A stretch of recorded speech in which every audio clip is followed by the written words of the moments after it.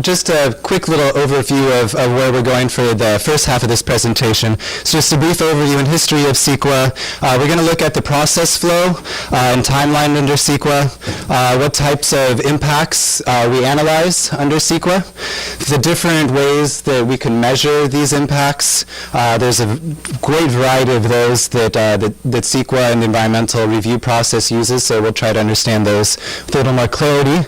And what do we do to mitigate the worst impacts? So those impacts that are most significant, what are the measures that we take to try to reduce that impact on the environment, on ourselves, on the world? And lastly, just wrap up real quick before passing it on to Ian about a couple of techniques of how to comment effectively during the environmental review process. So here's a view looking downtown to San Jose, and there's raging waters there in the near term. Used to go there and grew up. And so this is a great view of kind of the great air quality. This is a beautiful region that we all live in. And essentially the question that CEQA brings to us is, how can we thrive without avoiding impacting our environment? And so this is a question that has come up a lot for us as we begin to understand more and more of the different impacts of how our cities have been growing and how they're affecting ourselves as well as the natural environment. So in 1953, Ronald Reagan, he was in a show called Law and Order, which still goes today. And about 17 years after that, he was then governor and passed the CEQA, which is the California Environmental Quality Act. And this was essentially just about a year after the National Environmental Policy Act was voted in. And what happened was that actually just off the coast where Ian and I went to undergrad, as well as a lot of other different big disasters, during the 60s, people started to realize that our lifestyles, the way that we were living, was impacting our natural world. There was the Santa Barbara oil spill, which then spurred the National Environmental Policy Act and subsequently CEQA. And so what CEQA tries to do is brings a little more substance to this environmental review process, and it asks developers, planners, people who are trying to build in a way to say, essentially, how can we still go forward with this project while minimizing the environmental damage that may come from the project? And so this is an essential part of the decision-making process. So there's no CEQA police. Ronald Reagan isn't going to come and regulate us or anything about what type of impacts we're having. But it's actually more of a collection of a lot of different agencies, like the Bay Area Air Quality Management District, Water District, cities, the public, as well as private interests that come together and try to make a better project than what was initially adopted was initially conceived. And so through this environmental review process, we try to get the best project to come out of it that balances everybody's interests. So the purpose of CEQA is a few things. For one, we want to know what type of impacts are taking place as a result of the project. And identify those ways that we can avoid some type of damage through either mitigation or changing the projects within a different scope to avoid those specific environmental impacts. Sometimes there's a project that has to go through that's going to have a significant impact, and what then the lead agency does is says, we recognize that this project is going to have a significant impact, it's unavoidable, but the overriding benefit of this project outweighs those impacts. So that's called the consideration for overriding consideration for that project. So, and again, we want to encourage, the CEQA tries to encourage interagency cooperation.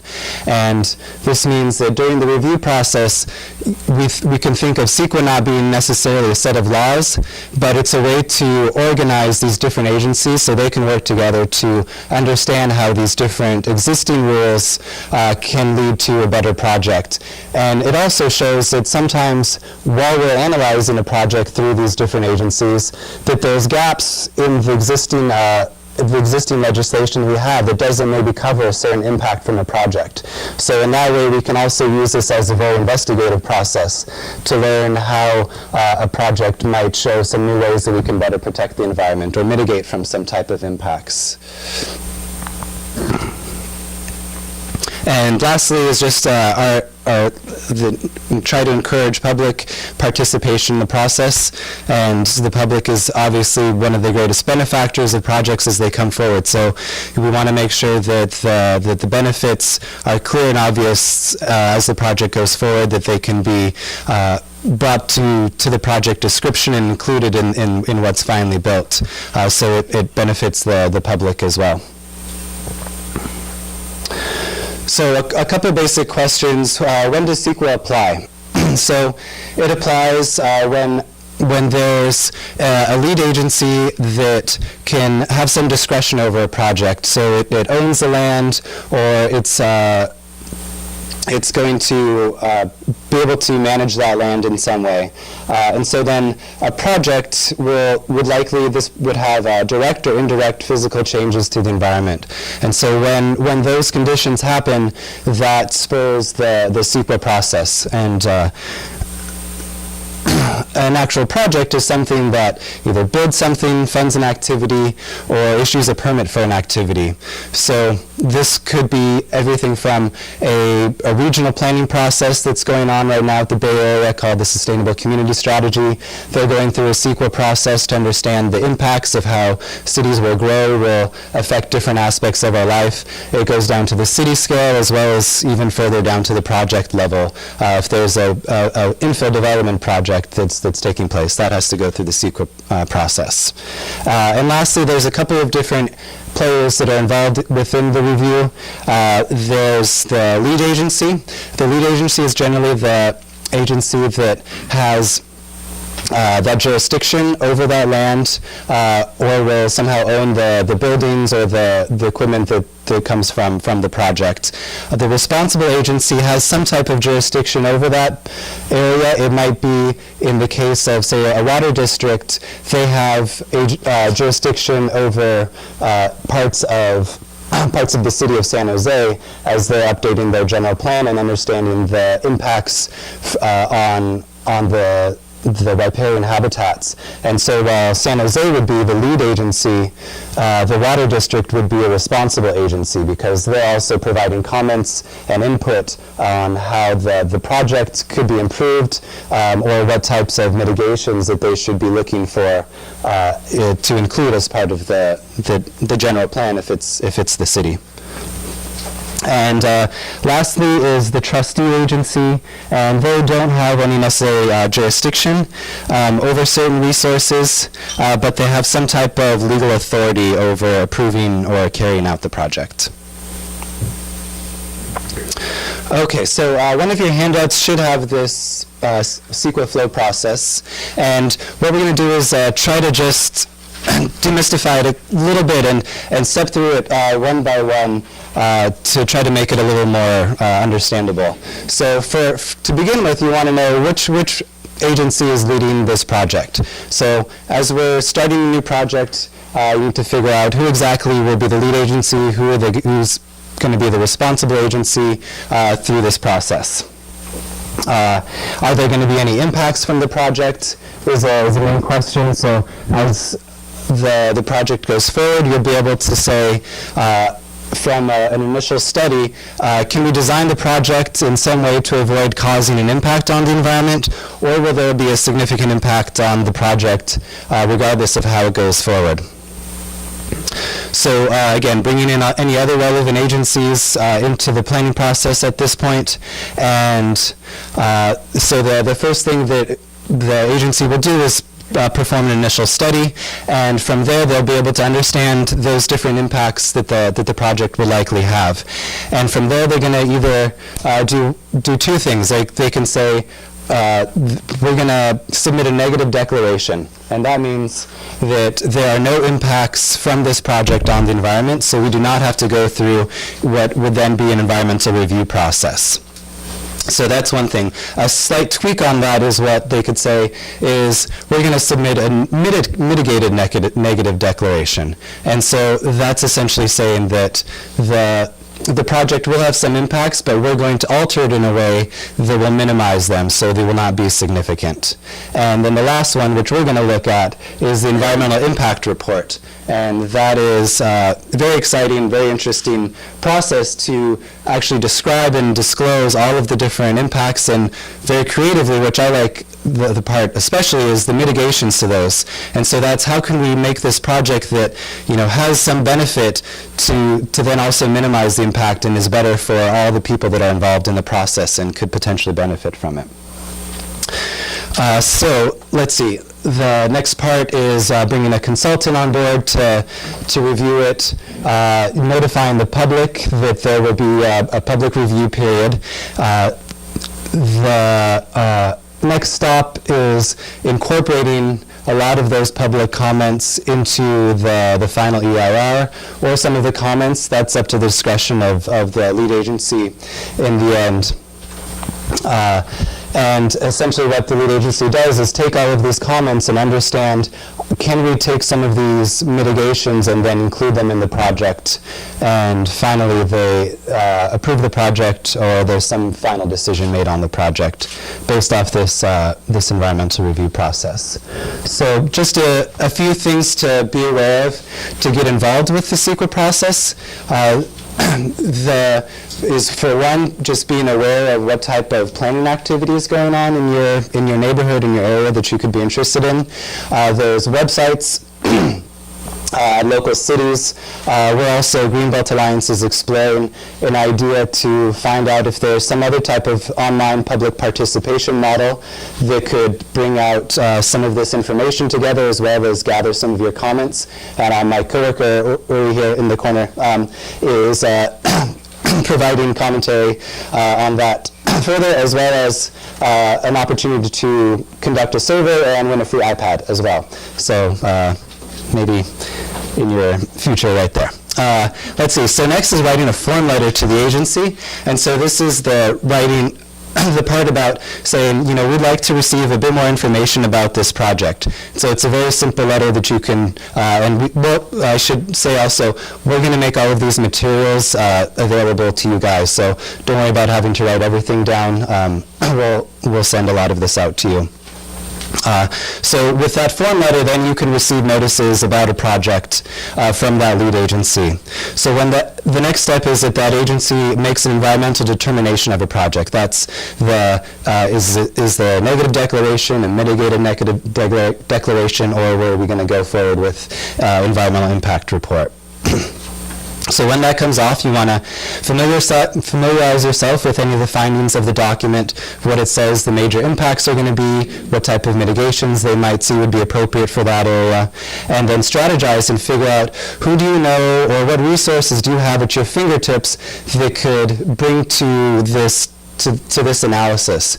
And so you can think in terms of, do you know any friends that are professionals in this industry that might be able to comment on, say, air quality or land use or noise or some of the other impact categories we're going to review just in a quick second. Also being familiar with any online reports as well that might get to your concerns is another great way to find out what the latest research is that's going on that you could include in your comment letter. So the last step, which we're going to review again a little bit later, is just actually writing that comment letter to the agency regarding what type of issues come to mind when you see the project, and trying to bring some meaningful suggestions to the process also. So going to race through this real quick. These are the various environmental impact categories. So every project will have some, this is kind of the basic categories that each project will be analyzed through.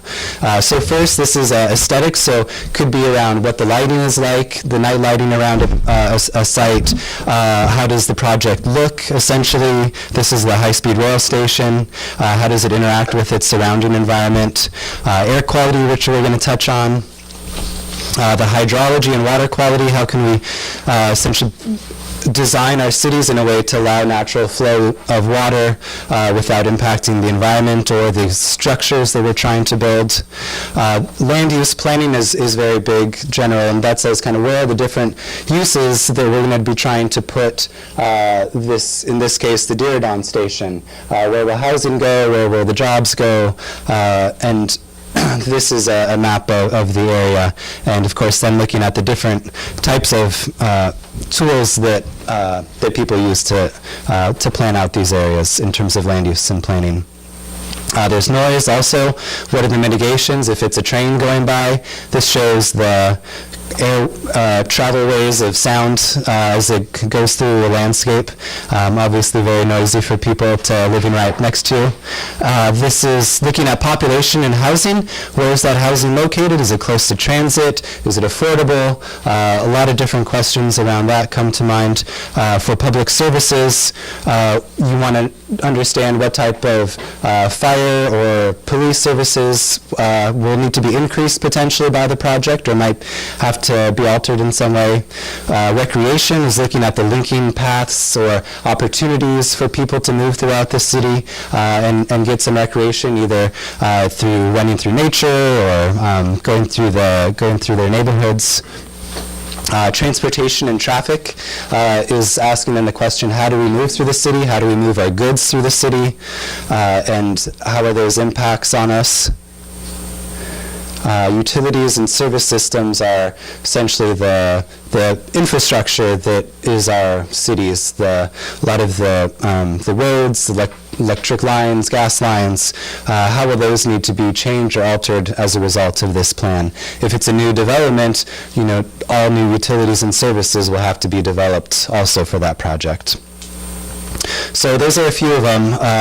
There's other modifications that local general city plans can do that might modify them slightly, but those are the main ones. And so again, the question is, how can you yourself become an everyday expert and research those topics that most interest you, and also from your own life experience. If you are commenting on the Diridon station and you live within, a mile of the station or you use it regularly, that also makes you an expert.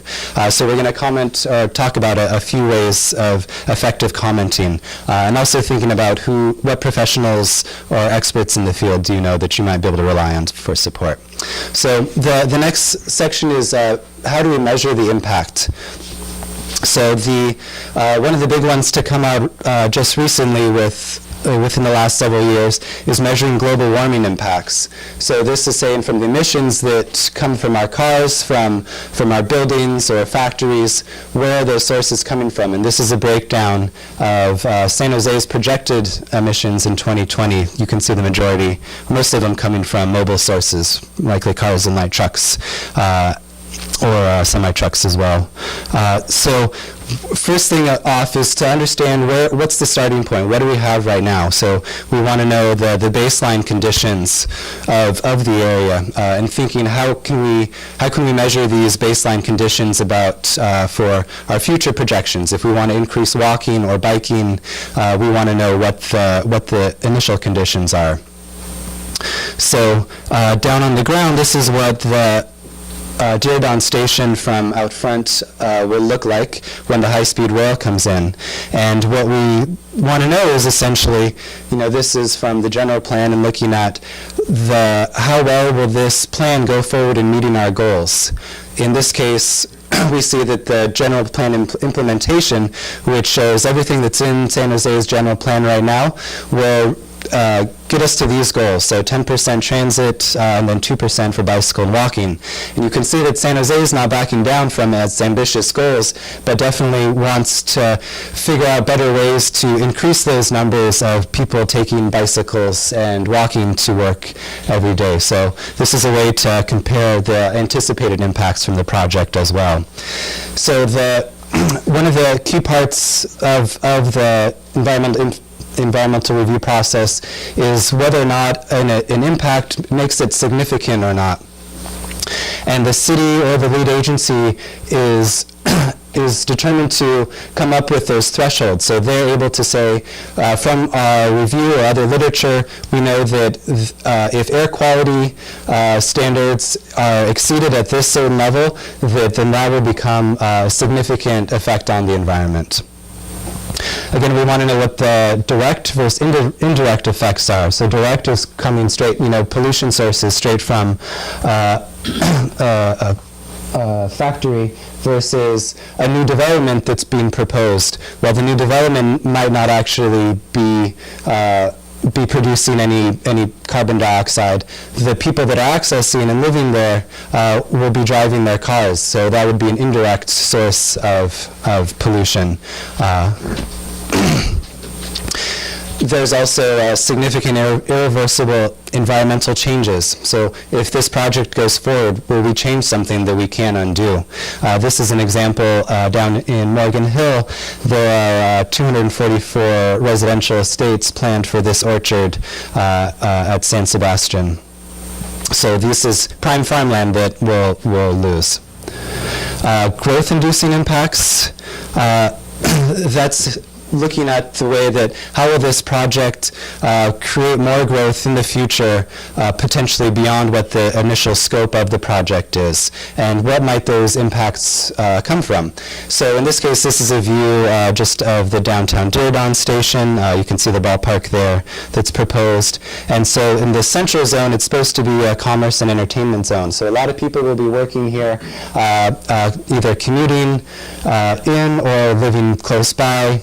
And so the question that comes to mind as a growth-inducing impact is there enough affordable housing at this site that will not generate more traffic for people trying to come to and fro through the site that are actually working there? So can we create an environment that has affordable housing that people can both live and work in an area and not have to rely on their car for their everyday needs? Cumulative impacts is a really fascinating one also.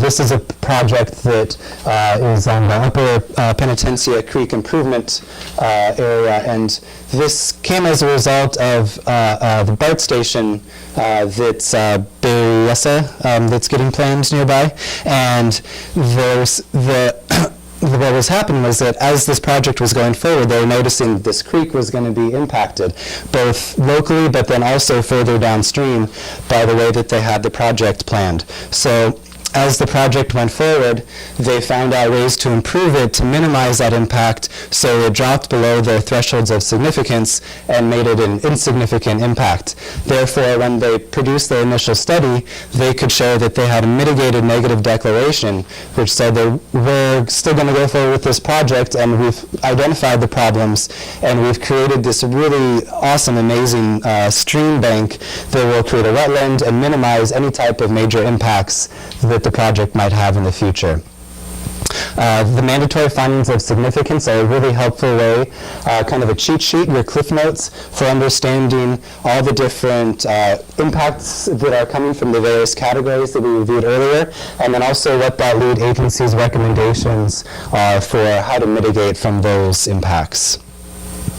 So in measuring the impact, we want to consider different types of mitigation measures. This is the look of the downtown Diridon station. Kind of north is pointing to our left, and it shows where there's areas for increased pedestrian improvements, better intersections, as well as walking paths. So realizing that there's going to be a lot more people moving in and out of the station area, this is a draft plan for how to adopt a plan to say how to minimize those impacts from all the people walking to make it more amenable and enjoyable area. So you also want to know how are the different mixes of uses in this area being applied. So this shows kind of the different types of housing or commercial areas, business areas, as well as parking structures, how they distribute through the area. So you can ask yourself kind of what's the mix of the uses? Is there a way that we can both live in an area and then have a local convenience store nearby, or that there's maybe not too much of an impact from an entertainment district on the noise level of nearby housing. So understanding how all those uses mix together is very important also. And the last one we'll just quickly go over is the Transportation Demand Management Plan. And so that's a way to minimize all the impacts from transportation, which is a very, very effective way to minimize the air pollution impacts as well. So alternatives analysis says, is there a way to maybe consider other areas or other projects that might be still achieve our goal while doing it in a different way. So in terms of San Jose, this might say that if we don't build the affordable housing in the Diridon station, where else might that housing go? Probably to somewhere where the land is a bit cheaper that somebody can afford. So looking further down, that we had that example of the Morgan Hill orchard that was getting developed because the land was cheaper out there. So as a result, there's going to be different types of impacts that we also need to consider in showing that, if that there's different ways to build. So those are all the various ways of measuring the impacts. A lot of those are going to be, as I mentioned, in each of the environmental categories, so you can understand how each one interacts with the different measures. So just to wrap it up, a little over time, but the part to begin with is when the environmental impact review comes out for a project. Before that happens, though, you want to first understand what your goals are and concerns are, what you'd like to see come out ultimately as from the project that would be in your best interest. And secondly, you also want to be able to emphasize your local expertise as well, and saying how your experience makes you a professional, but again, not adding that extra emotional layer, just keeping it based off mostly facts and data, trying to be succinct and professional in your description of the project and your recommendations, using standard writing format, and then as best as you can writing about certain areas that you've identified within the environmental impact report. So citing, say, on this page, in this section, at this table, I noticed that this finding or this result seemed like it wasn't totally accurate, or maybe this mitigation didn't go far enough in minimizing the impact from this project. So wanting to quote those specific areas.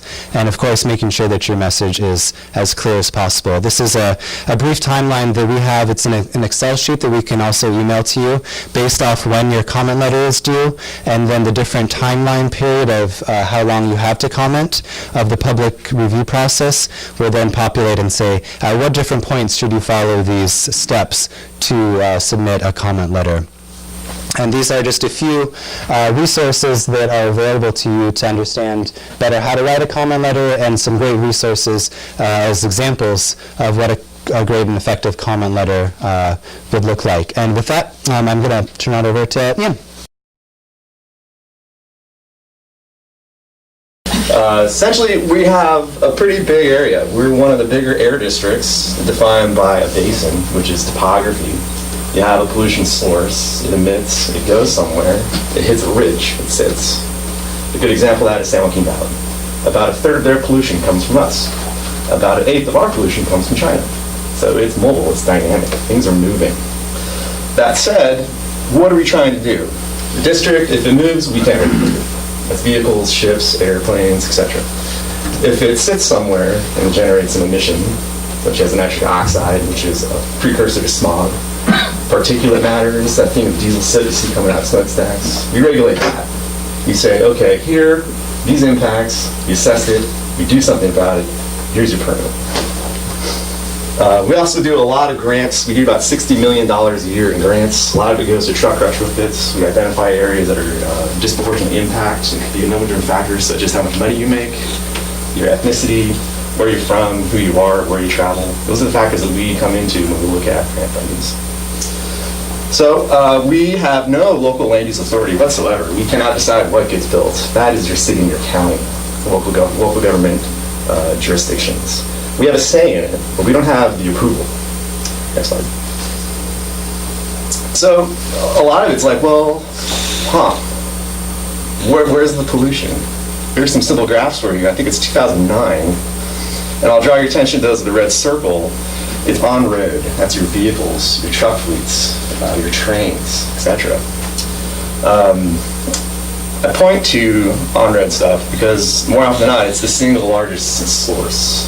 Collectively, these are in metric tons per day. You can extrapolate that out to years, big time. Hundreds of millions of pounds of pollution being emitted every year in the big area. It goes somewhere. It has an effect on air quality. How do we begin looking at these things? Well, you break it down into sectors. Once you understand your sectors, industry, refineries, other landscaping, fire trucks, so forth. And they say, well, who has authority over these things? We don't have anything that moves authority, so we can't go there. But 150 million daily vehicle miles traveled a day happens in the Bay Area. That's us driving to work, errands, etc. It's a lot of gas, combustion, fossil fuels, etc. It's a lot of emissions. Next slide. So it's really land use. So where we go and how we get there, how we choose to get there. I'm not saying here we're going to be San Francisco everywhere else, we're going to be LA everywhere else, we're going to be Chicago everywhere else, because that's not reality. I don't think San Jose wants to be San Francisco. I don't think Walnut Creek, where I'm from, wants to be Oakland. My point here is how you develop has a big influence over how you drive, where you drive, how far you drive. And to me, as an air quality expert, that means it has an effect on the emissions attributed to a turpentine project. So as you can see here, your biggest bang for your buck, single family home, on the y-axis is how far you drive in a year, 5,000 miles and 35,000 miles, versus your density of acres and households. So as you bring people together, your amenities are closer together, you don't really need to be driving as much. Excellent. So it's really a collaborative effort. I want to stress over and over again, collaborative effort, how we go about addressing these things in CEQA. Because you have your local officials saying, okay, well, I need these type of projects for very good reasons, jobs, money, commerce. Of course, do we incorporate all this into the planning process? And in CEQA, do all that captured? Can I get my message from the district's perspective to the local planner, and the local planner to you guys? Because ultimately, we're doing this for you guys. Look, for public service. I think it's a privilege to be here before you. Thank you for your attention. But in reality, where do we go and how do we do this? So what I'm starting doing now is bring you from a regional perspective, and then we're going to whittle that down to local. And I'll begin inserting CEQA as I go. So we can start thinking about our workshop, how you write a letter to all of this. And I could probably do this all in acronyms, so if you start getting lost, you can throw something at me. I'm a pretty good athlete, so I can catch stuff. That's it. So, next slide, please. Government, here comes, boom, Who's overwhelmed? I'm overwhelmed. I work there. I work in that little section in the lower to the right. But again, it's really hitting home. Communities. How these things come together. How do we build a healthy community? What goes into a healthy community? We've been hearing a lot about transportation, choices, obesity, health, fuel costs, housing costs, open space, public health, asthma, etc. These are all the programs that the district engages in, either directly through our regulatory authority, which is somewhere on the top, stationary source, and then our planning stuff, working with local partners, understanding the planning process, my expertise, planning process, environment, what happens. I'm not there to tell you yes or no, right or wrong. I'm just there to tell you the consequence and alternatives. Next slide, please. So those two things I highlighted, CEQA guidelines, we release our own CEQA guidelines, kind of dissolve the box of CEQA and say for air quality, this is what we look for. And so I encourage you guys to hop on our website, baqmd.gov, or you can Google CEQA BAQMD, and it'll send you right to it. There's a wealth of information and resources there for you. And I passed around some business cards. You didn't get one, I have more. I can start throwing them at you.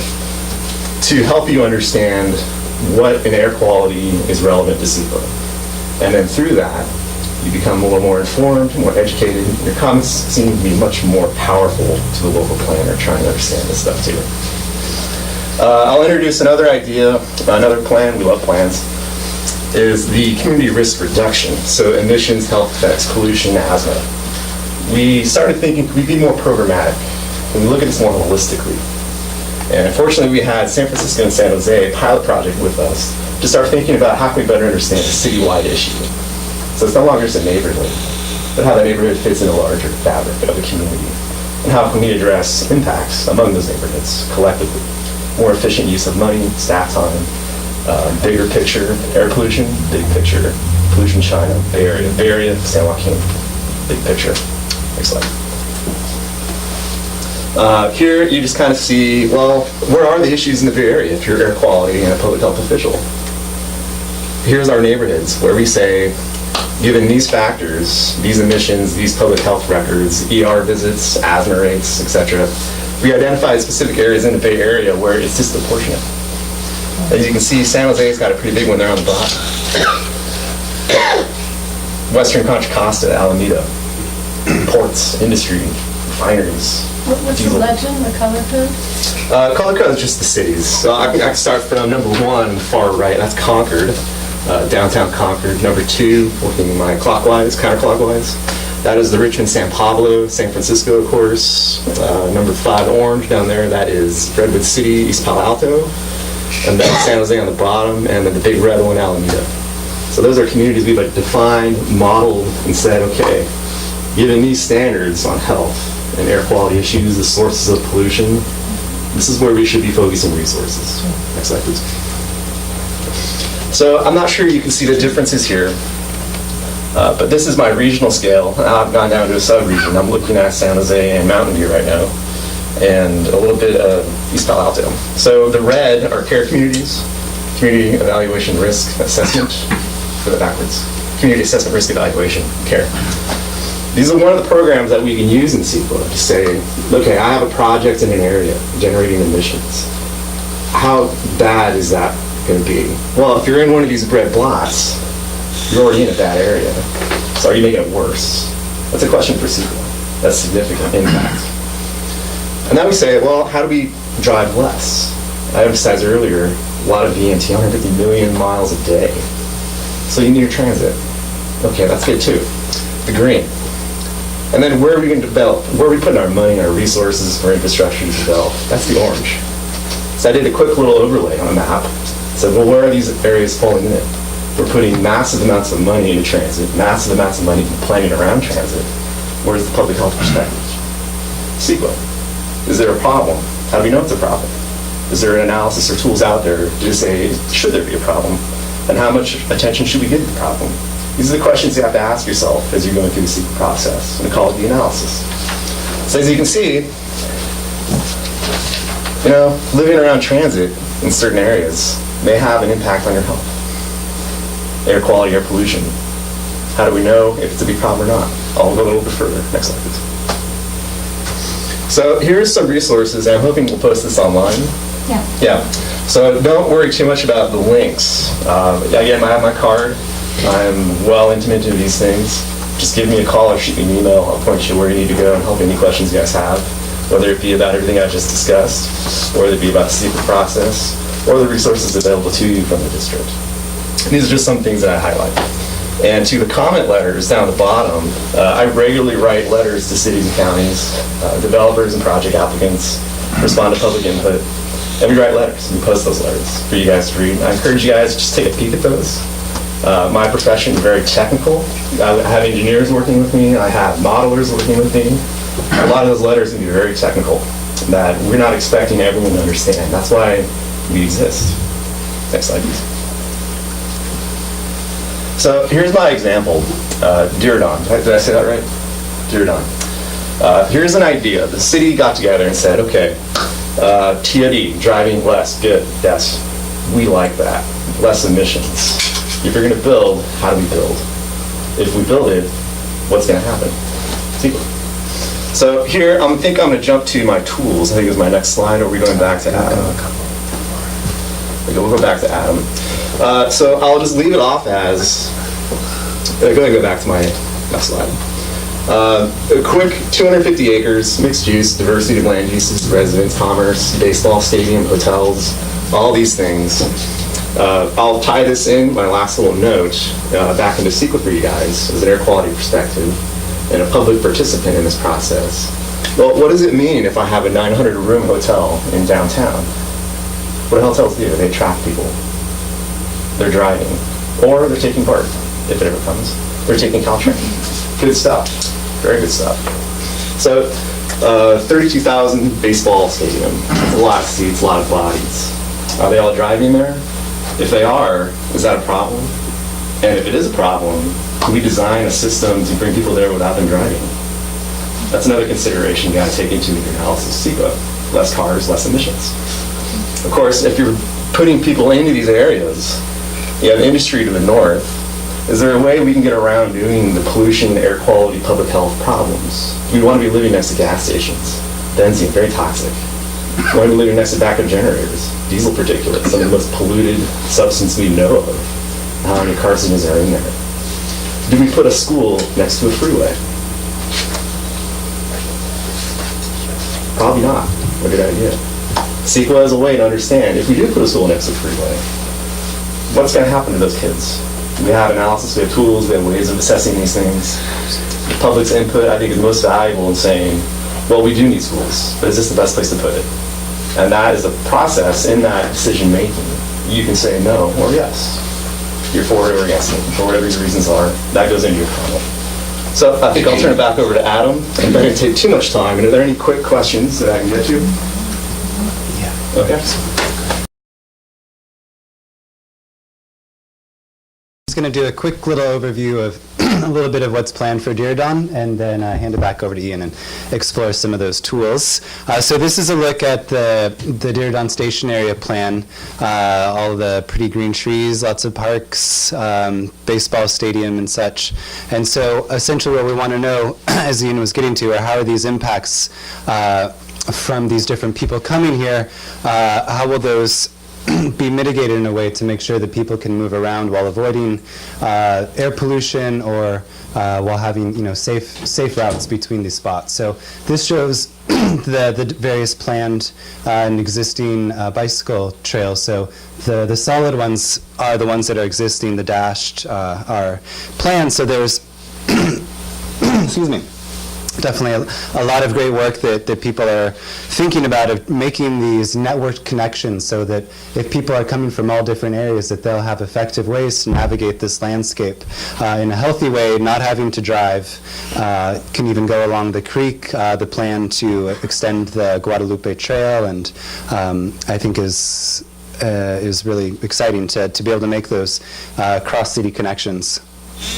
And so this attracts a variety of different people, from kids to bike commuters for recreation, and the bike parties that are so much fun.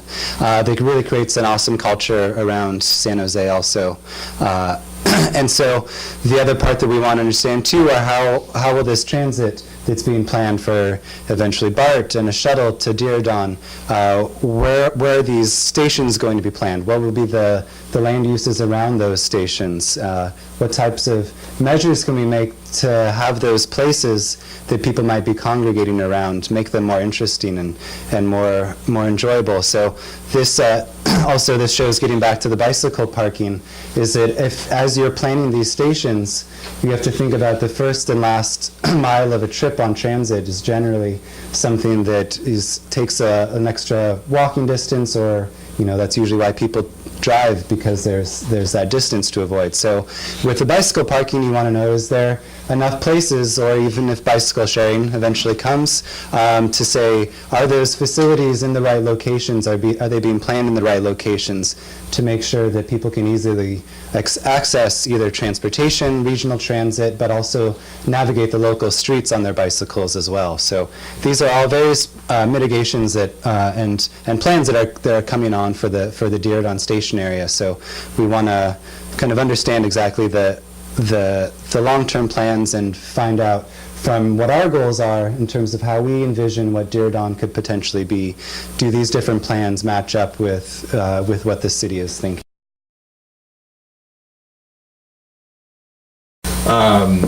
Anyone familiar with this area? I'll give you a nice little intersection here. That big old California flower.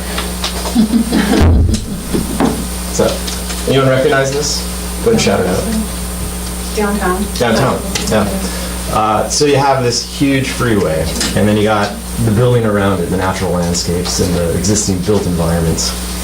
One of the tools I'm going to show you here is we're going to focus over to the Diridon station plan area. And I think Diridon's right there, if I'm not mistaken. That would be the transit station.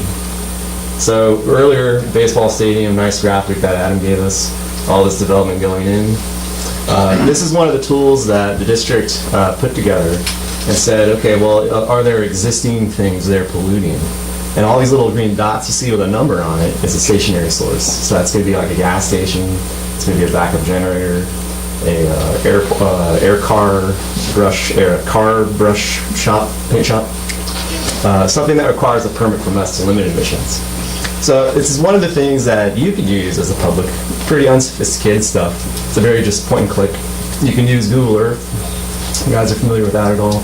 Type in your address, it zooms right into it. You can download some of our files. I'm happy to walk you through the download process, but we'll kind of time consuming right now. And then you can just put in an address and see what's there. What's the pollution around you? And then you just kind of hover your mouse over a dot and you'll see it kind of bump. There it goes. Click on it. And here's information that we have on file. So Century Collision and Repair Center probably has, I would say, either a distribution yard or has a spray booth operation that required something from us. So now we have a record. We took that information and said, okay, well, Mr. Century Collision, give us some emissions. How often are you spraying your cars? And what are you using to spray? Because that's toxic stuff. In this case, you'll see on the bottom 3 lines, it's kind of hard to see in the back, but we've assessed the cancer, we've assessed your chronic hazards, so like your risks of developing a disease, and then also the PM, particulate matter, so it's like the soot. Are there any emissions coming from that? In this case, no, there are no emissions. So as a public member, should you be as concerned about this particular source across the street? The district's point of view is, no, you should not, from the air quality perspective. There are no hazardous emissions contributing to an elevated cancer risk or an elevated level of particulate matter in your air. So let's see if we can find like a good juicy one. Nope. There we go, a gas station. That's usually a good one. So here is United Rentals Northwestern Incorporated. It operates a gas pump. So I'm thinking this is probably a rental unit. You'll see Chevron or Unital, the stationary source name on it. So here it is. Like main concern I alluded to earlier is benzene. That's a carcinogenic substance. It's not a particulate matter, so there is no particulate matter. Nothing's being burned at the site. So your PM is none. Your chronic hazard is 0.0105. Who knows what that means? Okay, that's why you pay me. So the hazard is, if you're breathing benzene, is there a health effect associated to that? The answer is yes. The value of 1 is very bad. Value of 0 is very good. So relatively, this is not really as a big issue. If you're living next to it, breathing it for 70 years of your life, you probably have a 7 in 100 chance of developing cancer over the average person living somewhere else. That's the top value, 7.5. So that's one of the analytical tools you can use. And you can literally just kind of coast around an area and see what's around. The trick is, I have a source over here, and I have a source over here, and I live in the middle. What's the effect on me? That's the hard part. We can do that with benzene, we can do that with diesel particulate matter, and those are priorities for us, because they're the most common. That gets you more into the analytical side of it all. So we're getting beyond a little bit more of the public's expectation. That said, then I'll go turn on my freeway. So, recap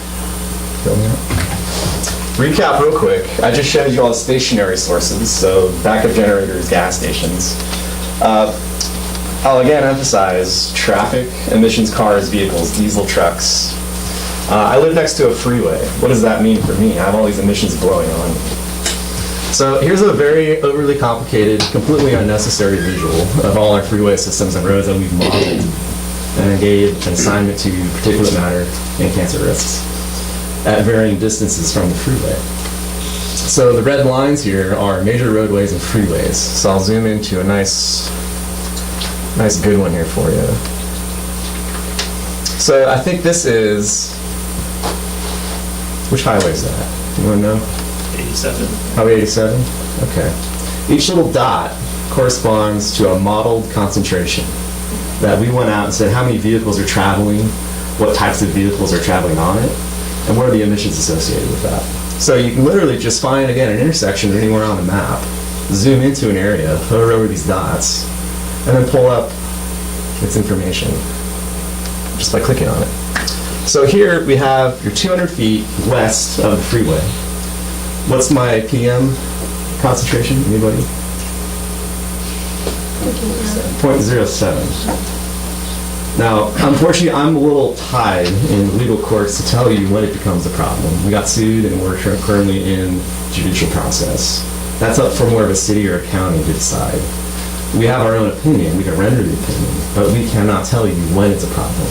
I can tell you that other folks out there are looking at these issues. 0.8 is a problem. 0.3 is a problem. Here, 0.07, it would suggest it's not as big of a problem.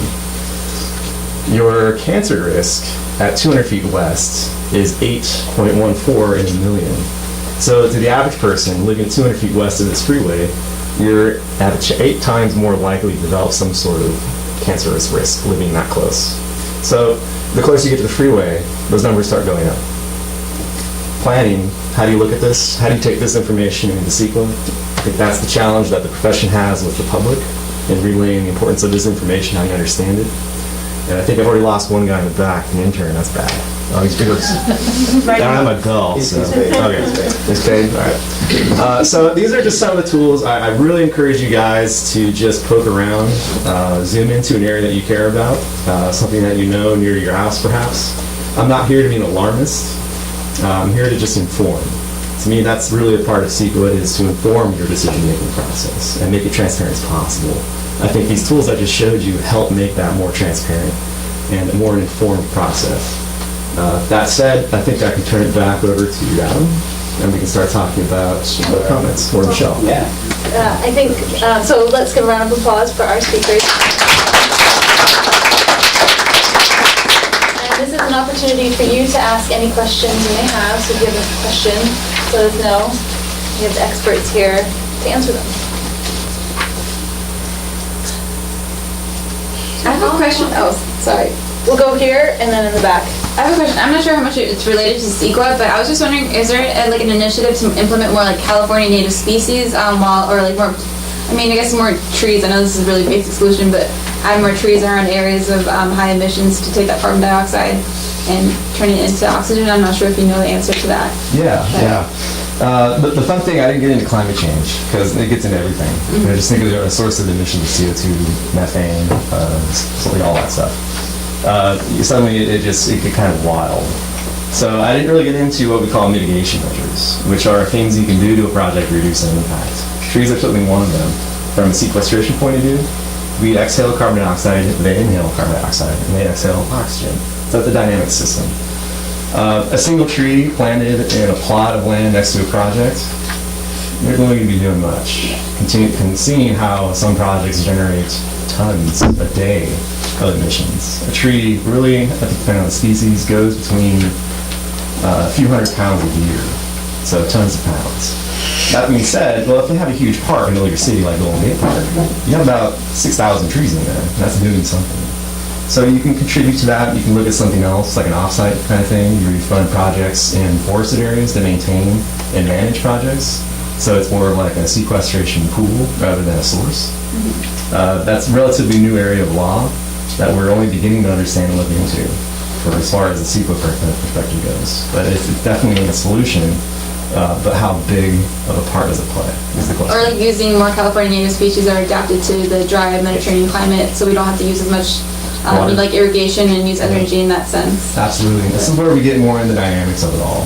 So if I start saying trees, well then I gotta start thinking about water demands. I also gotta start thinking about the benefits of a tree. It captures water, so my storm runoff gets lower. That's better for the bay. It's habitat for birds and animals. It may block solar installation. So. Yeah. Do you have anything else? No, that's good. Do we have a question in the back? Yeah. So what about those people who are already living near gas stations? Say if they have even a freeway close to their house, and if they look up this map and realize that this number is, because you said nobody's going to tell us which is the threshold from where it gets back from there. So what do these people do? I mean, how can you, protect yourself if you're already in that situation? I should probably roll my sleeves down and get my tie on. Well, it's a very complicated issue, and it gets into a couple things that the district does. So if you're living next to a gas station, it's emitting sources with an existing resident next to it. Usually you'll never see a daycare next to a gas station. There are exceptions because these things have been happening for about 70 years when this area started getting developed. We didn't know about these problems. So we felt it was pretty okay to build a house next to a freeway. Ignorance is bliss. That said, well, there's a big issue here. We don't want to be putting people next to places that emit problems. So as a regular entity, for a gas station, for example, it doesn't move, so we have a say in it. We get more efficient on where the emissions are coming from, which is your fuel pump. Every time you pump your gas, a little bit of fuel comes out and it evaporates. About 400 cars a day visit a gas station on average in the Bay Area. There's 10,000 gas stations. That starts adding up. So if you look at a particular facility, a couple questions come to mind. Is how much gas is being pumped? That's part of the permit. So a particular gas station in a particular area can only pump so much gas per year, usually in the millions of gallons. 4.6 is about average. And then we can start understanding the emissions a little bit better, see if it really is an issue. First question I say is avoid. So how far is your resident from the gas station? So as you get increasing distance, meteorology comes into play, wind's blowing, and then diffusion. As you diffuse emissions, I'm not saying dilution is solution to pollution. I'm not saying that at all. It then becomes a bigger issue for the neighborhood. More gas stations around it. So with a resident next to a gas station, district, we can regulate the pump. We can start controlling emission abatement devices, better pump systems, talk to the permit conditions, less gas, considering there's a resident so close. That's existing things. The other half of the issue is, well, if there's a new resident, a new building coming in, how do you address that? CEQA gets into that a little bit.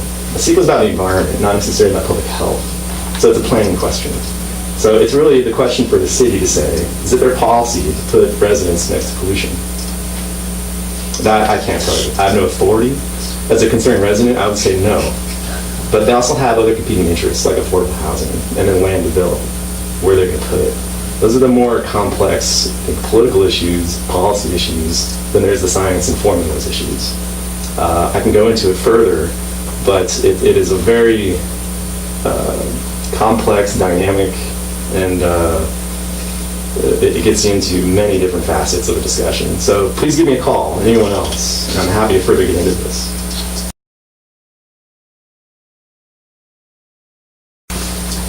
Do we have other questions? Because if we don't, I have an exercise which I'm passing out right now. And I'm giving a copy each to Adam and Ian here. I'm the only one who has answered on my sheet, but I pulled this from, it was Planning and Conservation League, examples of effective and ineffective comments. So if you were to comment on an environmental impact report on a project that's in your neighborhood or a project that you're interested in, and you want to write a letter, Adam kind of gave some examples, things you should be considering when you're writing a letter, so that when people are reviewing your comment letters, it has more of an impact. So we have some experts in the room, and I kind of wanted to just randomly pick one of these examples here and get your thoughts if you think it's effective or ineffective. So I'm going to pick example number 2. Did everyone get a sheet? We got some extras over here. Are there extras anywhere? No? If we can share, I want to just, can I steal one from over here so we can, thanks. So, I'd love to have a volunteer read number 2 out, if someone would want to do that. Anyone? As a long-term resident, you said number 2, right? Yeah. As a longtime resident, I am very concerned over the impact that the architectural features of the proposed Mormon temple adjacent to my home will have on me. I wish to go on the record requesting that the height of the steeple be no more than 50 feet and that the steeple not be lit at night. Anyone have thoughts if that's effective or ineffective? Ineffective. Anyone want to guess as to why that might be? Including our illustrious speakers. Yeah, he's not really explaining what his exact concerns are. He just wants it to be shorter. Yeah, but no reasons why. Right. Yeah. I think there is zoning laws that determine how high or how the height of the building, so that's probably more along of how they'll build it. Yeah. I'm looking to you guys too to help weigh in. That'd be the first place you look is the zone for a development project. So a few things I key on is 50 feet. So that's something somebody decided that's how high to build it. So you go to the zoning planning process now. You can ask yourself, is that the maximum allowed height? And if it was higher than the maximum, well, then they have a problem. And that's where it came out in CEQA to say, CEQA doesn't give you any power of laws, it allows other powers of laws. So for this comment, how I would make it effective is say, according to the zoning for this area, in this particular part of the city, it exceeds the maximum height. You need to explain why you're allowing that to exceed the height. And then the second part, architectural features. Areas have, basically you don't want to have like a pink house in a black neighborhood. You want to kind of blend these things in together, so you're not having to stand out and compatible with those issues. Architecture, maybe there is the facade sticking out too far, or there's a huge parking lot. Back in the zoning, for like a church, temple, place of worship, there'll be standards in the zoning that you want to ask, okay, for architecture and how big this is, and the type of land use it is. There'd be a lot of helpful information in there you can draw on in your comment. So, say the maximum height was 40 feet, your comment is, according to the zoning, this proposed project's 50 feet, well, the zoning's only 40. According to the zoning, you're only allowed to have 40 spaces of parking, this has 60. Those are your comments. And I think you also make it less emotional that you don't like the lighting and say a real reason why it is. If it's, the lighting is shining directly into my bedroom and is keeping me up at night, and this is how I'm impacted as a resident, a local of this area. Not that like, I'm so pissed at this place because it's gonna you want to make sure that it's very clear and succinct as far as why this issue is going to be impacting you or somebody else that you have either observed or, could adequately argue that those impacts are coming from as well. So can I get a volunteer to read number 5? Anyone? Yes? Okay, number 5. The DEIR fails to adequately identify, analyze, and mitigate the project's visual impacts. The document does not analyze how each alternative would affect views of a block. Instead, the document simply asserts that alternatives 1 and 3 may result in visual impact from offshore looking towards the beach. Never does the DEIR describe the severity and extent of the impact as required by the state law. Thoughts on whether that's effective or ineffective? Are these real examples? Where did they get these examples from? They're from the Planning and Conservation League. It was But these are from real letters? probably. So thoughts on whether that's effective or ineffective? Yeah? I think it's very effective because it points out specific things that the DEIR does and does not disclose. Excellent. Anyone else have anything? You're right on. Other thoughts? Okay, I'm gonna do one more. And I'd love to have another person volunteer to read. Anyone? Looking at number 9. Do we have someone who want to read that? I'll read it. Awesome. All right. We are vehemently opposed to the large projects Dunes Hotel and timeshare planned for across the street. We live in Sea Island, and the traffic, noise, and pollution resulting from such a large construction would considerably detract from our already diminished quality of life here in Newport. I think there has been enough growth in Newport Beach, and the infrastructure will not be able to absorb the resort in the city. It is a bad idea for the city to give this permit for the building. Thoughts on whether that's effective or ineffective? Ineffective. I mean, I think they point out, obviously, their concerns, but then, for example, it says that infrastructure will not be able to absorb, it maybe should be questioned, like, how are you going to absorb, the growth, or how is the infrastructure going to be built around it? More of a question, I think. Do our illustrious speakers have anything to add to that? You're correct, it's ineffective. Yeah, I think you're right. All their concerns are valid. The challenge is just how do you present your concerns in a meaningful way behind some data to support it. If traffic is your concern, you have to think, okay, where can I get some traffic reports and find out how was it 20 years ago, was it 10 years ago, how is it right now, what is the project anticipated to be, or issues that might be related not directly about traffic, but maybe say bicycle accidents or pedestrian accidents that come as a result of this, and say, from this traffic increase, there's been a noticeably increase in these number of accidents. We think that this project should somehow avoid, or it might not be battling the project specifically, but rather finding ways to say, because obviously people want to say stop growth altogether, but a more effective way to say would be, we recognize that this growth is going to happen, how can we divert it, which is the whole point of CEQA, to a way that benefits everybody that is part of the process that's living there. So it's again looking kind of at what your concerns are and then figuring out how to model that argument based off some figures or some professional reports that people compiled to support you. So again, the motion is good, but you just have to translate that into kind of a meaningful argument also without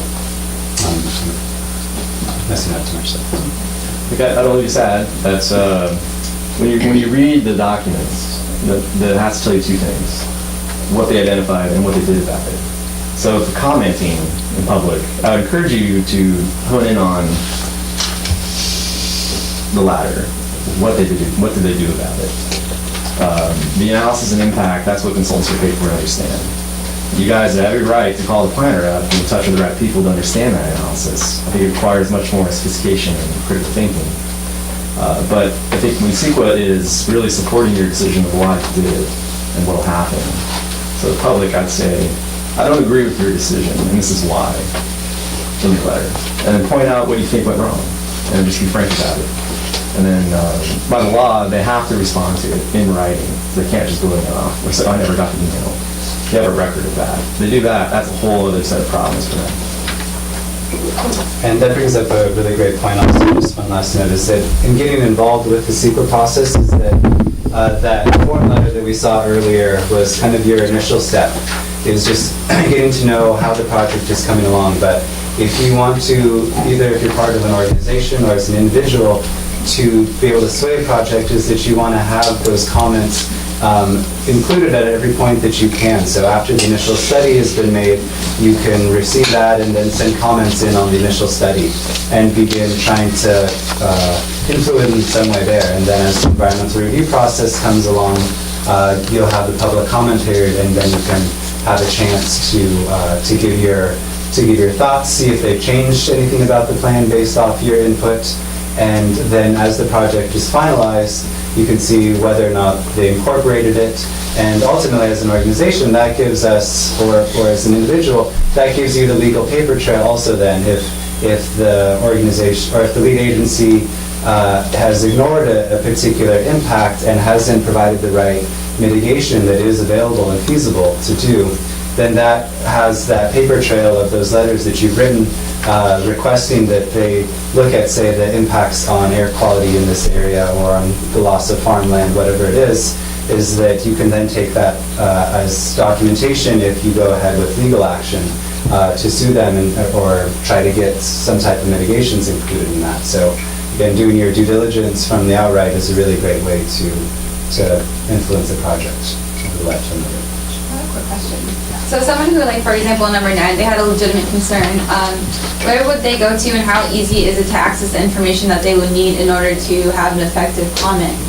So if they have a legitimate concern but they don't really know where to get the information, or, how is it, who would they contact with just the concern and no facts? And is that information easy to access? There'll always be a staff contact at the local At office. CEQA? Yeah, Okay. and it's usually a planning department. Yeah, community building, planning department, economic development, those are the key departments going on. Yeah. And then any notice or document you receive will have a number, a phone number and a name by law. Has to be there, plain in front, up front. Yeah, that's for CEQA. And again, we'll have the PowerPoint presentations will be accessible online. Hopefully we have the Air Quality District's permission to use, if that's okay. But we'll definitely have Adams online. And we'll make sure that's available to everyone. I wanted to promote the fact that today's class is kind of like a little bit of a taste of something that's going to be new this spring. It's the Healthy Communities Leadership Academy 2013. So there's 9 classes over the spring, a couple of weeks of the spring. And one of them, Adam will be teaching, is going to be on CEQA. But there's also going to be classes on how to kind of be a good public speaker, how to talk to your city councils, how to help the planners, how to tell your cause through each story. And so the class is open to 35 individuals, and so I pass them around. And if you're interested in signing up, Greenbelt Alliance, the Sierra Club, Committee for Green Foothills, Sustainable, Silicon Valley, and Actera will be putting this on this spring. So with that, I would like to ask you to join me in thanking our speakers one last time. And thank you for spending your Saturday with us. We really appreciate it. And if you can stick around, there will be just a final thing in the gym with Councilmember Sam Ricardo. Thank you, everyone. Yeah.